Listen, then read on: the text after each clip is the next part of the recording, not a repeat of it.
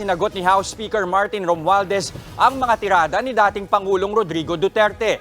Buwelta ng House Speaker, dapat itigil na raw ni Duterte ang pambubudol sa publiko.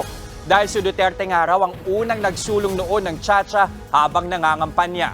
Ito'y para isulong ang federalismo. Pinabulaanan din ni Romualdez ang akusasyon ng dating Pangulo na gumagamit ng droga si Pangulong Bongbong Marcos Jr. Alam natin, hindi totoo yung mga sinasabi ninyo. Walang katotohanan yan. Di ba? Si Mr. Former President, sabi na sa drug list.